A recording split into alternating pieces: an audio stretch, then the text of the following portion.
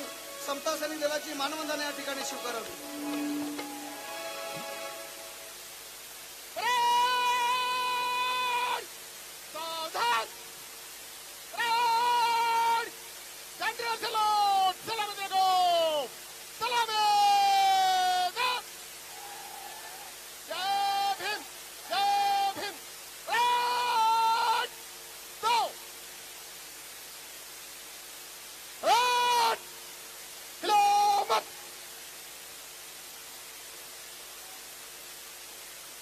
निरीक्षण के लिए 50 सैनिक और महिला से 25 सैनिक हाजिर है सर जी।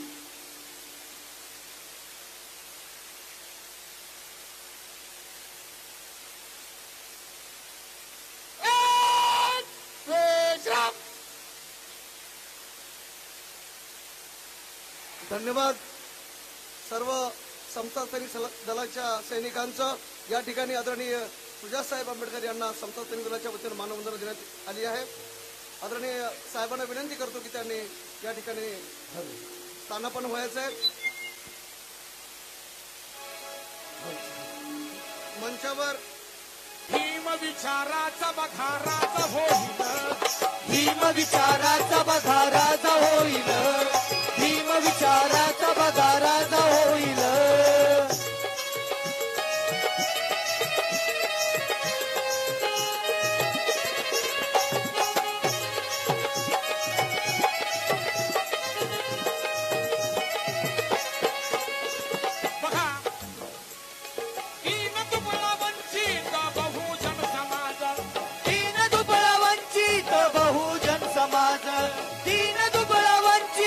बहुजन समाज बाळासाहेबांमुळे बघा एक आला, बाळासाहेबांमुळे बघा एक आला। तुमच्या एक हाकीच्या ओव्हरची 2019 ला अख्ख्या महाराष्ट्रात भारतामध्ये 42.45 ते 45 लाखापर्यंत मतदान दिलं। त्याच्यानंतर विधानसभेला 30 लाखाच्या वरती मतदान दिलं। आजही नांदेड जिल्ह्यामधला एक माणूस आपल्या सेवेत हजर आहे। आदरणीय श्रद्धावकर बाळासाहेब आंबेडकरच्या पाठीची कोण कोण हात वरती करून सांगा। वा हिला तुझ्या खाली जोरात काय आवाज चला। दीन दुबळा वंचित बहुजन समाज, दीन दुबळा वंचित बहुजन समाज, दीन दुबळा वंचित बहुजन समाज। बाळासाहेबांमुळे बघा एक आलाज, बाळासाहेबांमुळे बघा एक आलाज, बाळासाहेबांमुळे बघा एक आलाज। वैरी बघून हो वैरी बघून सारे त्याला चकित होतील, वैरी बघून सारे त्याला चकित होतील। भीम विचाराचा बखाराचा होईल, भीम विचाराचा बखाराचा होईल, भीम विचाराचा बखाराचा होईल। या सर्वांना विनंती करतो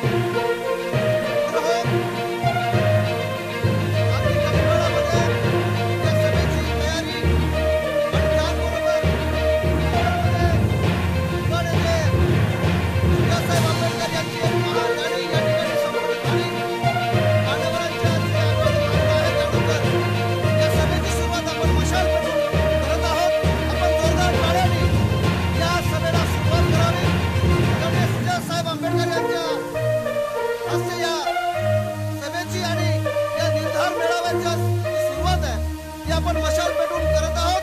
मित्रहो, या प्रस्थापित राजकारण्यांनी या मतदारसंघाची वाट लावली असं म्हटलं तरी वावगं ठरणार नाही। ज्यांनी गेल्या सामान्य माणसाला मागच्या 50-60 वर्षापासून कुठल्याही सुविधा पुरवल्या नाहीत। आपापल्या म्हणजे राजकारणामध्ये ते मेळाव्याचं उद्घाटन झालं। मशाल पेटून आदरणीय सुजात साहेबांनी या मेळाव्याचं उद्घाटन केलंय। वंचित बहुजन आघाडीचा, वंचित बहुजन आघाडीचा मागे म्हणू, सुजात साहेब मागे म्हणू। धन्यवाद। पुन्हा एकदा सुरुवातीपासून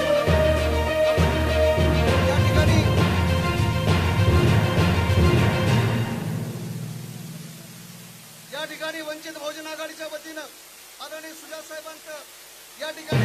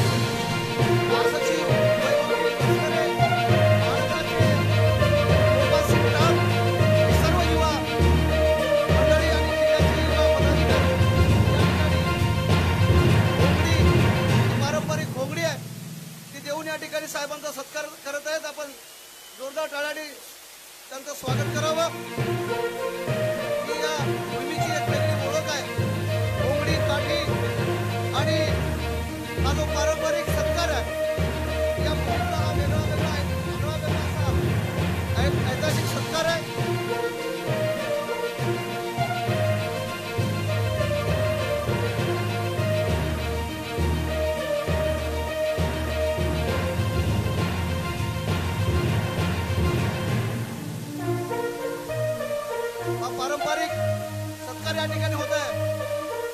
आपण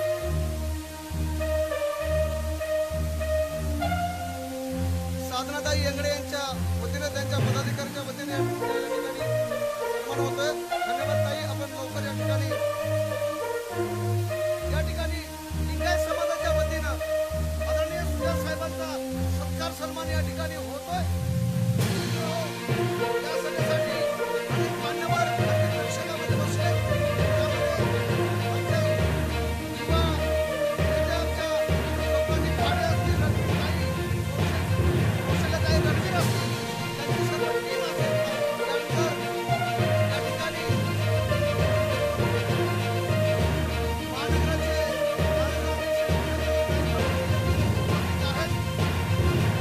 या ठिकाणी लिंगायत बांधवांच्या वतीनं सत्कार होतोय.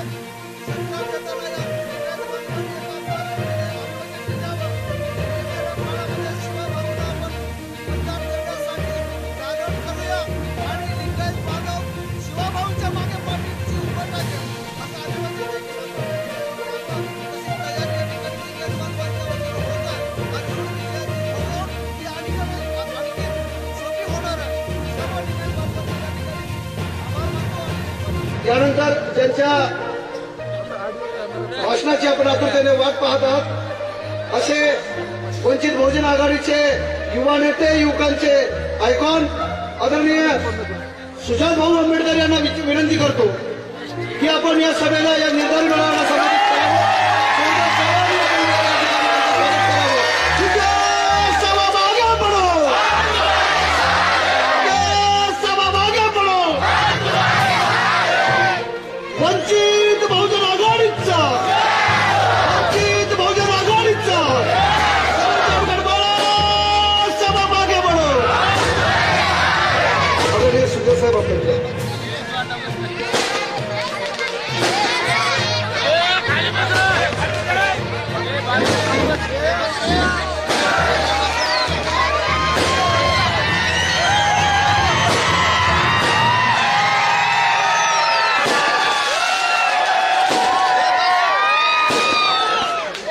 महाराष्ट्र फटाके फोडताय त्यांना 2 मिनिटं विनंती करतो.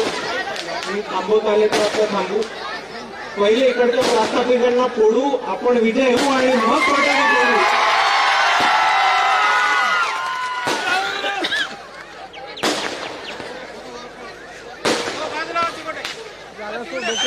समतेचे विचार रुजवणारे सगळ्या महामानवांना अभिवादन करतो. आज त्या निर्धार सभेचे आयोजक शिवभाऊ नरवडे, महाराष्ट्र वंचित बहुजन युवक आघाडीचे अमितभाऊ गुलगड, हिंगोलीचे उमेदवार मोहनजी राठोड, आपल्या पक्षाचे टीव्हीवरती भाषणांमध्ये आणि सगळ्या ठिकाणी ठामपणे भूमिका मांडणारे आपले प्रवक्ते फारुख सर अहमद, गोविंद सर दळवी, युवक आघाडीचे आपले तडफदार 2 बंधू यांनी आपल्या समोर मस्त भाषण दिलं असे अक्षयदादा बचवणे, चेतनभाऊ गांगुर्डे,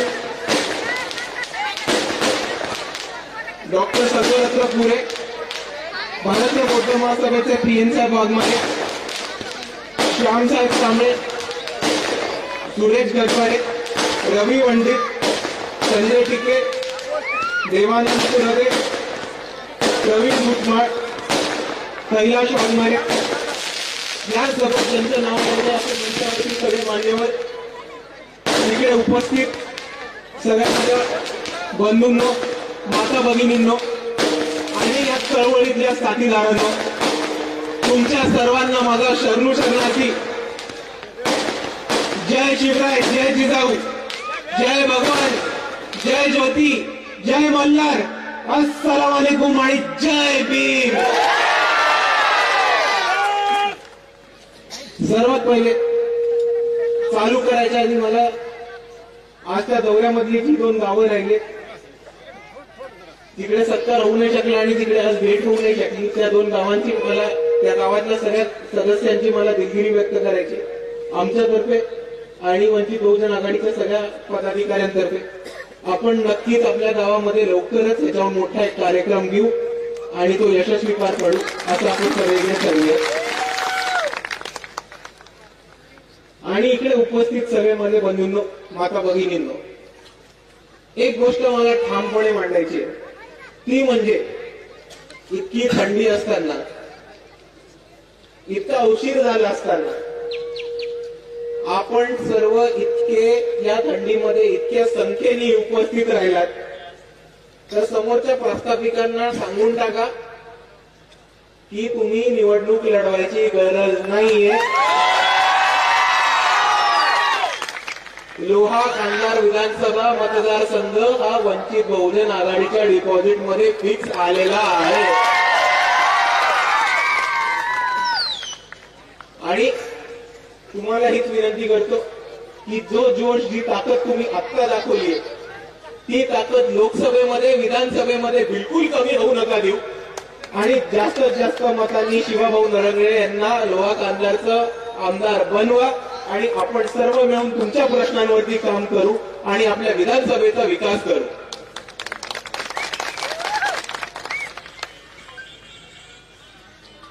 मित्रांनो, आपण सगळ्यांनी टीव्हीवरती बघितलं असेल, बातम्यांमध्ये बघितलं असेल, आपल्या टीव्हीवरती चालतं ना हास्य जत्रा किंवा कॉमेडी सर्कस.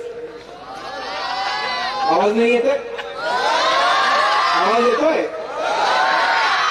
आपल्या टीव्हीवरती दिसत असेल हास्य जत्रा किंवा कॉमेडी सर्कस. त्या प्रकारचा एक प्रकार इकडच्या भाजपवाल्यांनी सुरू केलाय आणि त्याला ते म्हणतात पार्लमेंट. गोष्ट आहे आज सगळ्यात कालपासून भाजपवाल्यांनी नवीन एक युक्ती चालू केली की पार्लमेंटमध्ये जे स्पीकर असतात त्यांच्या मागे 2 फोटो असतात. त्याच्यामध्ये एक जवाहरलाल नेहरूंचा फोटो असायचा आणि दुसरा महात्मा गांधींचा फोटो असायचा. भाजपवाल्यांनी काय केलं की जवाहरलाल नेहरूंचा फोटो काढला आणि तिकडे बाबासाहेबांचा फोटो लावला. त्याच्यावरती काँग्रेसवाल्यांचं नाचक्की झाली, कारण ते बाबासाहेबांना तरी खुला विरोध नाही करू शकत, आतमधनं विरोध करत असतील तरी. ते काय म्हणायला लागले की आप बाबा साहब का लगाओ लेकिन नेहरू जी का भी रहने दो. मला या दोघांना सांगायचंय, तुम्ही तुमचं नाटक बंद करा, तुम्ही तुमची ही नौटंकी बंद करा. तुम्हाला ज्याचा फोटो लावायचा आहे त्याचा फोटो लावा, पण तुमच्यामध्ये जर खरंच दम असेल तर राजस्थान हायकोर्ट मधला मनुचा पुतळा उठून दाखवा, मग मानू तुम्हाला.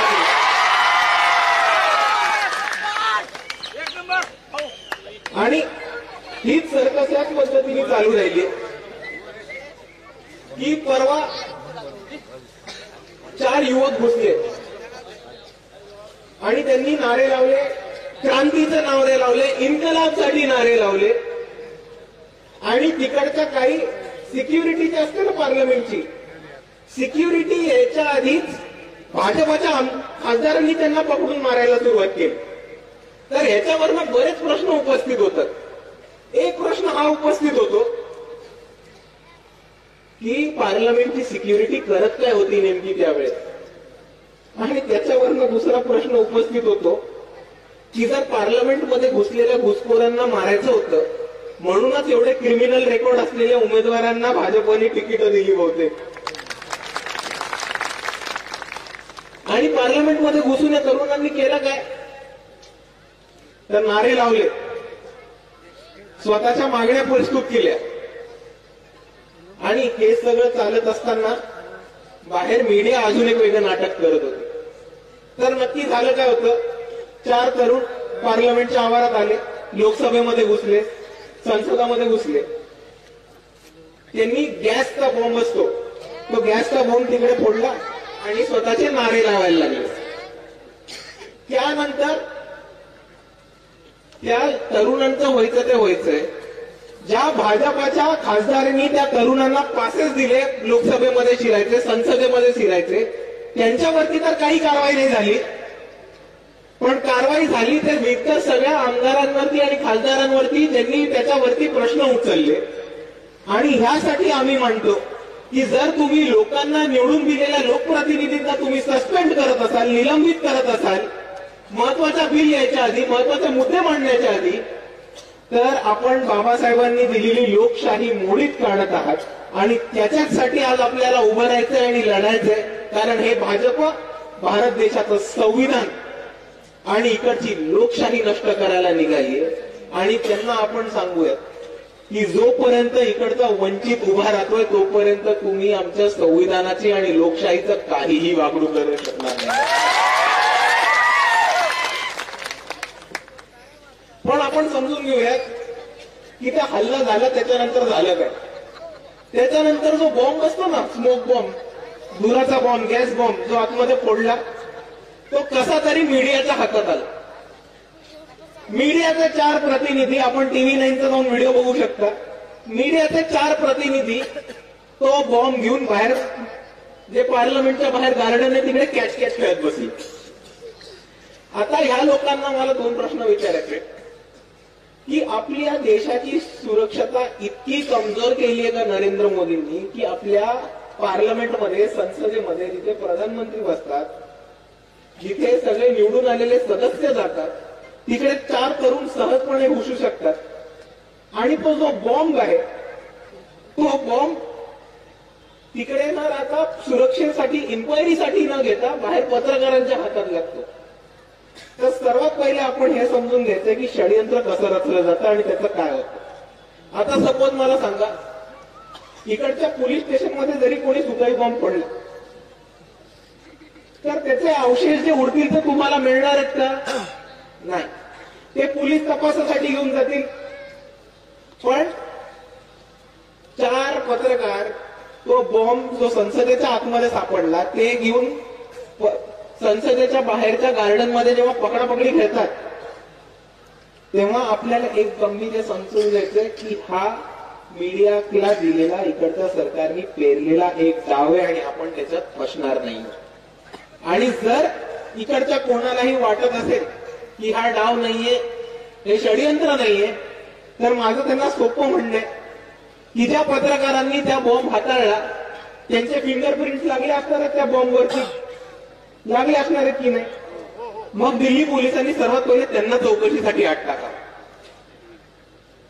आणि हे तरुण जेव्हा आतमध्ये गेले आणि आतमध्ये जाऊन नारे लावले, घोषणा लावल्या, तेव्हा त्यांचं म्हणणं होतं की महाराष्ट्रामधल्या, भारतामधल्या तरुणांचा खूप मोठा असंतोष आहे, खतखत आहे. आणि ती खतखत का नसणार तरुणांची? तुम्ही गेल्या 5-10 वर्षात काय झाले ते समजून घ्या. जर आपण शिक्षणाचा मुद्दा घेतला तर इकडे जिल्हा परिषदेच्या शाळा, ग्रामपंचायतीच्या शाळा एक सरकार बंद करते. 4 जिल्हा परिषदेच्या शाळा बंद करून एक मध्यवर्ती जिल्हा परिषदेची शाळा उभं करायचं चाललंय. ते पण एका प्रायव्हेट कंपनीला देऊन 9 महिन्याच्या कॉन्ट्रॅक्टवर. 9 महिन्याच्या कॉन्ट्रॅक्टवर शाळा चालते कधी? 1 वर्ष पास झालं, पुढच्या वर्षी काय करायचं? अरे तुमच्या पंतप्रधानांकडे नसतील डिग्र्या, आम्हाला तरी आमच्या डिग्र्या हव्यात की नाही?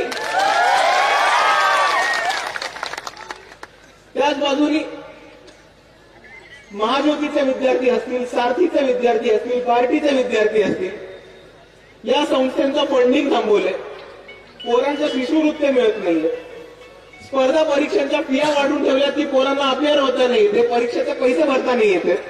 पैसे भरले जमा करून तर ते पेपर यायच्या आधीच पेपरचे फुटे होते. दुसऱ्या बाजूला जी पोरं स्पर्धा परीक्षेची तयारी करत होती त्यांच्या पायावरती दोंडा मारला कंत्राटीकरांचा नवीन बूथ घेऊन. तर दुसऱ्या बाजूला आपण विचार करा, काहीतरी करून, जुगाड करून, धक्का मारून पोरगा शिकला, त्यांनी डिग्री मिळवली. आता शिकलेल्या पोरांना, तरुणांनी मला इकडे उत्तर द्यावं की तुम्ही शिक्षण घेतल्यानंतर तुम्हाला गॅरंटी आहे की तुम्हाला नोकरी मिळणार आहे का? हा तरुणांच्या समोरचा सर्वात मोठा दुसरा प्रश्न आहे की शिक्षण तर पूर्ण करू पण त्याच्यानंतर नोकरी मिळणार आहे की नाही तेच कोणाला ठाऊक नाही. या सरकारी शासकीय नोकऱ्या इकडच्या वंचितांना मिळत होत्या. एका शेतकऱ्याचा पोरगा, एका गोरगरिबाचा पोरगा, एका कष्टकरी समाजातून येणाऱ्याचा पोरगा मेहनत करून, दिवस रात्र अभ्यास करून शिकायचा की तो सरकारी अफसर होऊ शकेल, शासकीय नोकरी घेऊ शकेल. पण कंत्राटीकरणाने काय केलं? की ह्या सगळ्या सरकारच्या नोकऱ्या गेल्यात कॉन्ट्रॅक्टवरती. आणि कॉन्ट्रॅक्ट कोणाला मिळणार आहे? खासदाराच्या पोराला, आमदाराच्या भावाला. आणि आपल्या हातात काय येणार आहे? काही नाही. आणि म्हणून मित्रांनो, आपण सर्वांनी समजून घेऊयात की आज आपल्याला शिक्षणाचा मार्ग एका बाजूने बंद केला जातोय आणि दुसऱ्या बाजूला शिक्षण घेतल्यावर आपल्याकडे नोकरी नाहीये आणि आपल्या विकासाच्या संध्या आपल्या हातातून हिरावून घेतल्या जात आहेत. आणि हे षडयंत्र कशासाठी करतायत? तर परत एका अर्थाने आपल्या डोक्यावरती आधुनिक जातीवाद लावण्यासाठी, 21व्या शतकातली मनुस्मृती आपल्या डोक्यावर लादण्यासाठी, की वंचितांच्या विकासाचे जे साधनं होती, शिक्षण आणि त्याच्यानंतर येणाऱ्या नोकऱ्या, याच आपल्या हातातनं काढून घेतल्यात. कारण इकडच्या मनुवाद्यांना, इकडच्या प्रस्थापितांना आपल्याला वंचितच ठेवायचंय आणि इकडची सत्तेची तिजोरी, सरकारची तिजोरी, विकासाचे रस्ते, उत्पन्नाची साधनं, शेती, फॅक्टरी, शिक्षण संस्था, साखर संस्था, या सगळ्या प्रस्थापितांना त्यांच्याकडेच ठेवायचंय. आणि म्हणून मित्रांनो, आज आपण हा ठामपणे निर्धार करूयात की या प्रस्थापितांच्या हातातनं आपण आपला हिस्सा हिसकावून घेतल्याशिवाय राहणार नाही. आणि म्हणूनच बाळासाहेबांनी हे उभं केलंय वंचितांचं राजकारण, की ज्या लोकांना आतापर्यंत सत्तेपासनं, इकडच्या व्यवस्थेपासनं वंचित ठेवले, त्या लोकांना सत्तेत घेऊन जायचं. आणि जोपर्यंत वंचिताचं प्रतिनिधित्व करत नाही तोपर्यंत त्या लढा थांबणार नाही मित्रांनो, एवढं आपण निश्चित ठेवून घ्या. आणि आपण इकडे शिक्षणाबद्दल बोलतोय, नोकरीबद्दल बोलतोय, ह्याच्यावरनं एक महत्वाचा मुद्दा लक्षात आला मला. आपण इकडे शिक्षणाबद्दल आणि नोकरीसाठी लढतोय, अजून कोणतरी या महाराष्ट्रामध्ये शिक्षण आणि नोकरीसाठी लढतोय. या महाराष्ट्रामधला गरीब रयतेचा मराठा समाज एक 3-4 महिन्यांपासून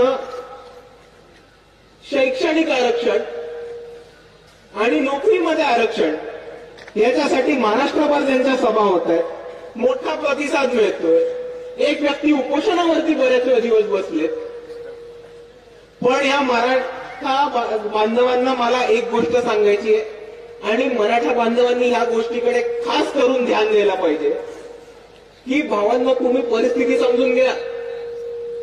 2 महिने झाले, 4 महिने झालेत आता की आपण आंदोलन छेडलंय. आपण एक महाराष्ट्रामध्ये एक मोठं आंदोलन उभं केलंय नोकरीमध्ये आरक्षणासाठी आणि शिक्षणामध्ये आरक्षणासाठी. आणि त्याच बाजूला मराठा समाजातले एक दिग्गज नेते, जे आपल्या महाराष्ट्राचे दुसरे उपमुख्यमंत्री आहेत, अजितदादा पवार, ते म्हणतात की PhD करून इकडची पोरं काय दिवे लावतील. तर मराठा बांधवांनी खास करून हे समजून घेतलं पाहिजे की त्यांनी असं स्टेटमेंट करणं, त्यांनी असं विधान करणं, ते पण विधानसभेमध्ये तुमचं एवढं मोठं आरक्षणाची लढाई चालू असताना, ते पण शिक्षणाच्या आरक्षणामध्ये, हे वक्तव्य तुमच्या आंदोलनाची गांभीर्य काढणारं वक्तव्य आणि तुमच्या आंदोलनावरती मजा उडवणारं हे वक्तव्य, आणि हे तुम्ही गंभीरपणे घेतलं पाहिजे असं मी सगळ्यांसमोर मांडतो. दुसऱ्याच बाजूला मराठा समाज आंदोलन करत आहे आणि भाजपचं दुसऱ्या बाजूला एक षडयंत्र लगेच चालू होतं की 2 समाजांमध्ये, 2 जातींमध्ये लगेच भांडणं लावून द्यायची आणि त्याच्यावरती सत्ता काबूज करायची. पण या ओबीसी बांधवांना जे आंदोलन करतायत त्यांना बाळासाहेब आंबेडकरांनी मुंबईमधल्या संविधान सन्मान महासभेमध्ये एक गोष्ट सांगितली होती की आपण इतिहास तपासून घ्या की आपल्याला आरक्षण नक्की कोणाच्या लढ्यामध्ये मिळाले. आणि जेव्हा काही लोक तुम्हाला आरक्षण मिळावं ह्याच्यासाठी लढत होती तेव्हा त्यांच्या विरुद्ध कोण उभं राहिले. आणि आपण एकदा इतिहासात तपासून बघा की मंडल कमिशन बरोबर कोण होतं आणि त्याच्या विरुद्ध हिंदुत्वाचं कमंडल कोण नक्की घेऊन आलेलं. त्या वक्तव्यावरती काही बहुजन नेते हे म्हणाले की इतिहासात जाऊन काय करणार आहेत, इतिहास कशाला बघायचा आता. तर ह्याच्यावरती बाबासाहेबांचं एक खास वाक्य होतं, those who can never understand history can never write history. जो माणूस आतापर्यंत इतिहास कधी समजला नाहीये तो माणूस कधी इतिहास लिहू नाही शकत किंवा बदलू नाही शकत.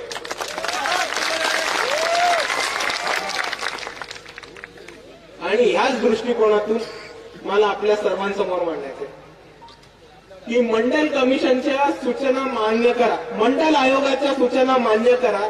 हा लढा व्हीपी सिंगांनी सुरू केला होता आणि त्या व्हीपी सिंगांना महाराष्ट्रामध्ये आणणं, महाराष्ट्रामधल्या बहुजनांची परिस्थिती काय आहे ती समजून दाखवणं, महाराष्ट्रामधल्या दिग्गज बहुजन नेत्यांची भेट करून देणं आणि महाराष्ट्रामधनं मंडल कमिशन लागू हो या लढ्याला पाठिंबा दिला तो फक्त आणि फक्त बाळासाहेब आंबेडकरांनी.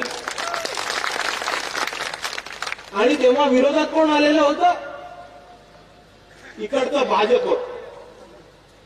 भाजप कमंडल घेऊन उभं राहिलं होतं एल.के. अडवाणींच्या नेतृत्वाखाली. आणि त्यांची भूमिका ही होती की तुम हिंदू हो, बहुजन नाही. हो मित्रांनो, मान्य आपण हिंदू आहोत, बहुजन आहोत, पण बहुजन पण आहोत ना.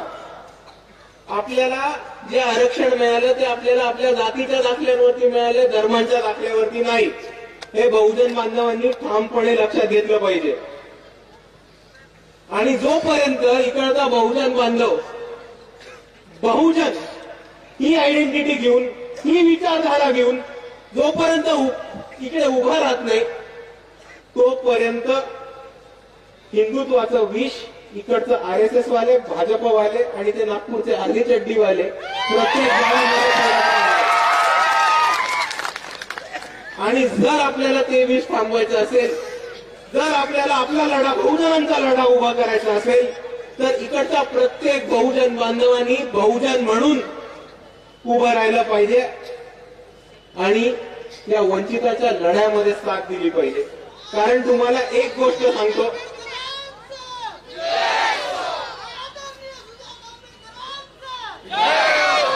कारण तुमच्या समोर एक गोष्ट मांडतो, आम्ही बहुजनांना आरक्षण मिळवण्याच्या लढ्यामध्ये होतो आणि बहुजनांचं आरक्षण कोणी हिनवून घेणार नाही या लढ्यामध्ये पण आम्हीच आहोत.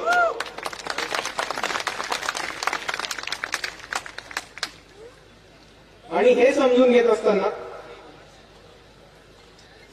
आपण सर्वांनी एक गोष्ट लक्षात घेतली पाहिजे की इकडे काही लोक, सवर्ण लोक असतात ना, डिश टीव्ही अँटिनावाली लोक, ती लोक म्हणतात की हे सगळं ठीक आहे पण आरक्षण कशाला पाहिजे. तर मित्रांनो, विषय लक्षात घेऊन जा, ही जी लोक आहेत ही 20% जास्त नाहीये त्या देशामध्ये. आणि इकडचे 20% लोक रडू राहिले की 80% समाजाला 50% कसं मिळतंय. अरे पण तुमच्या बापाने इतके वर्ष देश लुटून खाल्ला त्याचं काय. आणि म्हणून बाळासाहेब आंबेडकर प्रत्येक ठिकाणी हीच ठामपणे भूमिका मांडतात की गरीब रयतेंच्या मराठ्यांना बहुजनांच्या आरक्षणाला हात न लावू देता आरक्षण हे वंचित बहुजन आघाडी आणि बाळासाहेबच मिळवून देणार आहेत. बहुजनांच्या ताटाला हात न लावू देता मराठ्यांसाठी वेगळं ताट हे मांडू शकणारे फक्त बाळासाहेब आहेत. आणि मी यावेळेस तुमच्या माध्यमातून सगळ्यांना विनंती करतो की ज्या माणसाकडे ही दोन वेगवेगळी ताटं टेबलावरती मांडायचा फॉर्म्युला आहे, याच माणसाला आपण यावेळेस सत्तेमध्ये पाठवायचं आणि अजून कोणाला नाही.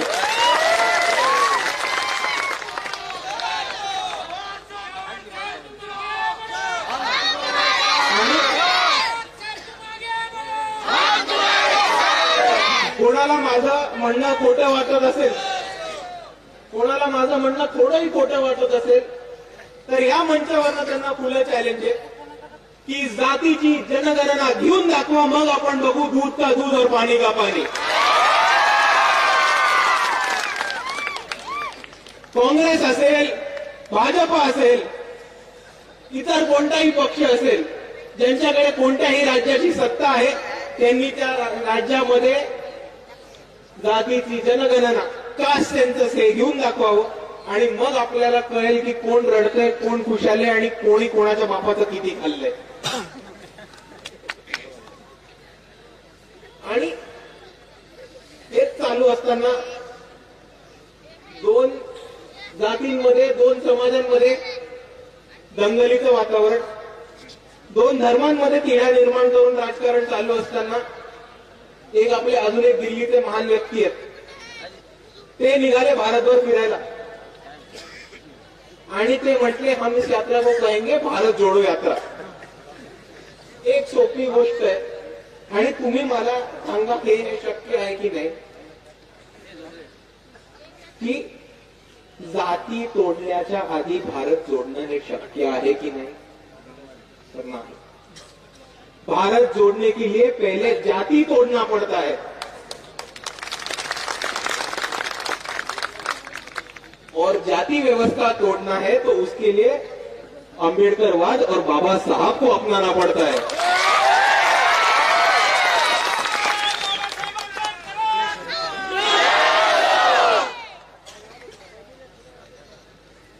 आणि म्हणून ह्या मंचावरनं मी तुमच्या सर्वांना सांगतो की जर आपल्याला जातीवरती मात मिळवायचं असेल, जर आपल्याला जाती व्यवस्था तोडून काढायची असेल तर या महाराष्ट्रामध्ये आपल्याला एकच पर्याय, तो म्हणजे बाळासाहेब आंबेडकर आणि वंचित बहुजन आघाडी.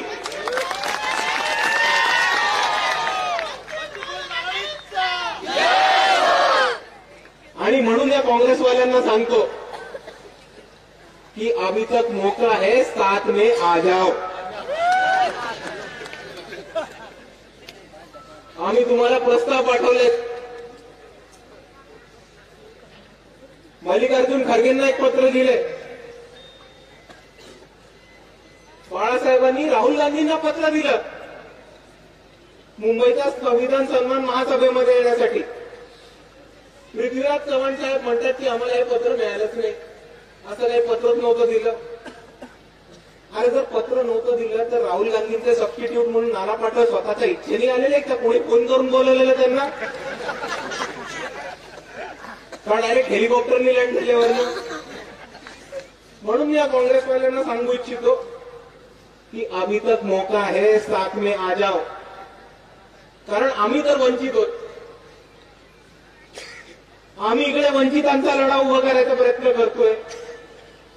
इतके दिवस ह्यांनी सत्तेच्या बाहेर ठेवलं, ते लोक सत्तेच्या बाहेर ठेवत आहेत. एक अजून टर्म सत्तेच्या बाहेर राहिलं तर काही फरक पडत नाही आम्हाला. तुमच्या प्रॉपर्ट्या, तुमचे शिक्षण संस्था, तुमचे साखर कारखाने, तुमचे सोयरे, तुमचे नातेवाईक हे टिकून ठेवायचे तुम्हाला. म्हणून तुम्ही सत्तेमध्ये जाण्यासाठी उलट्या उड्या मारताय. आम्ही सत्तेमध्ये जायची आम्हाला काय इमिजिएट इच्छा नाहीये. यावेळेस नाही गेलो तर पुढच्या वेळेस जाऊ, पुढच्या वेळेस नाही गेलो तर दार तोडून आतमध्ये जाऊ. पण आम्ही डेस्परेट नाही आहोत सत्तेमध्ये आत्ताच्या आत्ता जायला. तुमच्या पक्षाची अवस्था 2 टर्म सत्ता गेल्यानंतर काय होती ती अख्ख्या भारताने बघितलेली आहे. म्हणून परत एकदा म्हणतो, मौका आहे, साथ में आ जाओ. कारण तुम्ही नाही घेतलं तर नाही घेतलं, आपण लढणं सोडणार आहोत का? आपण लढणं सोडणार आहोत का? म्हणून मी इकडे म्हणतो की आपण तर लढणं सोडणार नाही आहोत. आणि जसं चेतन दादा म्हणाले की साताऱ्याच्या सभेमध्ये, सांगलीच्या सभेमध्ये, सटाण्याच्या सभेमध्ये, धुळ्याच्या सभेमध्ये, आजच्या आपल्या लोह्याच्या सभेमध्ये, मुंबईच्या संविधान सन्मान महासभेमध्ये, अकोल्याच्या धम्म मेळाव्यामध्ये वंचित बहुजन आघाडीने परत एकदा तिची ताकद दाखवूनच दिलेली आहे. आणि तुम्ही परत आम्हाला घेतलं नाही तरी आम्ही लढणं सोडणार नाही. पण आम्ही लढलो आणि परत एकदा अशोक चव्हाण घरी बसले, सुशील कुमार शिंदे घरी बसले, अमुक घरी बसले, पृथ्वीराज चव्हाण घरी बसले, 15-20 खासदार 25-30 आमदार घरी बसले, तर आमच्याकडे रडत यायचं नाही.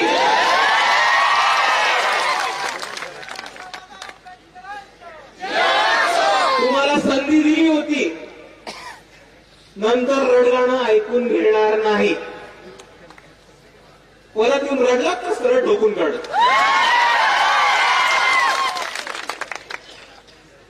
आणि हेच सगळं चालू असताना राहुल गांधी अजून एक वक्तव्य करतात की वो नफरत के बाजार में एक मोहब्बत का दुकान खोलना चाहते. ते म्हटले की ते हे दुकान छत्तीसगडमध्ये जाऊन उघडतील, मध्य प्रदेशमध्ये जाऊन उघडतील, मिझोराममध्ये जाऊन उघडतील, राजस्थानमध्ये उघडतील आणि आंध्र प्रदेशमध्ये उघडतील, सॉरी तेलंगणामध्ये उघडतील. ते दुकान छत्तीसगडमध्ये तर उघडलं नाही, असलेलं दुकान बंद झालं.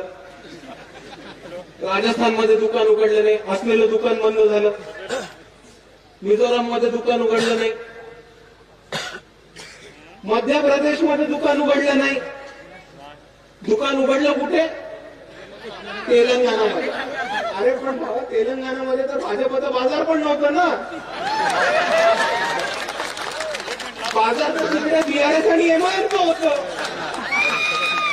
पण ठीक आहे, बाजार उघडला, सॉरी दुकान उघडलं तेलंगणाच्या बाजारामध्ये, चांगले. पण काँग्रेसने जर दुकान मोहब्बतचं उघडलं असेल तर तिकडे दुकानदार एबीव्हीपी आणि आरएसएसचा का बसवला रेवंत रेड्डी? आणि म्हणून मी यांना सांगतो आणि शेवटचं सांगतो की दुटप्पी भूमिका तुम्ही घेणं थांबवा. तुम्हाला जर खरंच भाजपचं राजकारण थांबवायचं असेल तर तुम्हाला बाबासाहेबांचा रस्ता अपनावल्याशिवाय काहीही पर्याय नाहीये. आणि आम्ही काही करता प्रस्थापित नाही होत की दरवाजे सर्वांसाठी बंद करून ठेवू. आपण इकडचे वंचित जे सर्वांना बरोबर घेऊन जातो, तमाम बहुजनांना, कष्टकरी समाजाला, गोरगरिबाला, तमाम वंचितांना एकत्र घेऊन जाणारे आपण आहोत. आणि म्हणून एकदा परत म्हणतो तुमच्या समोर की त्या काँग्रेससाठी आमचे दरवाजे खुले आहेत. पण जर तुम्ही बरोबर याचं ठरवलं नाही तर मग आमच्या नावाने रडायचं नाही. आणि हेच बोलत असताना आपण एक लक्षात ठेवूया की काँग्रेस जे आहे ते पाठीत खंजर खुपसणारं दुश्मन. सावध राहायचंय आपल्याला, पण काँग्रेसपेक्षा सावध राहायचंय अजून एक दुश्मन आहे जो समोर आपल्या उभा आहे, तो म्हणजे इकडचा आरएसएस प्रणित मनुवादी भाजप पक्ष. आणि मी आपल्या सर्वांसमोर जाता जाता एवढंच एक गोष्ट मांडतो की येणाऱ्या इलेक्शनमध्ये लोकसभा असो, विधानसभा असो, आपण सर्वांनी आज जी जिद्द दाखवली, आज जी ताकद दाखवली, ती कोणत्याही प्रमाणात कमी होईल त्याची नाहीये. कारण येत्या निवडणुकीत काही झाल्यास आपल्याला वंचित बहुजन आघाडीचे जास्तीत जास्त उमेदवार लाखोच्या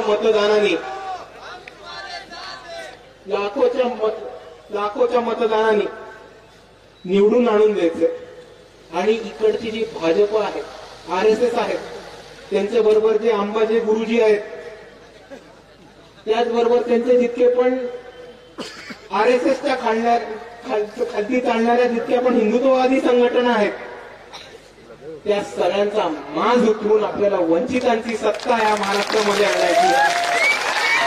आणि जोपर्यंत आपण महाराष्ट्रामध्ये वंचितांची सत्ता आणत नाही तोपर्यंत आपण ही लढाई थांबवणार नाही. एवढंच म्हणून मी आपल्या समोर थांबतो. जय भीम, जय भारत.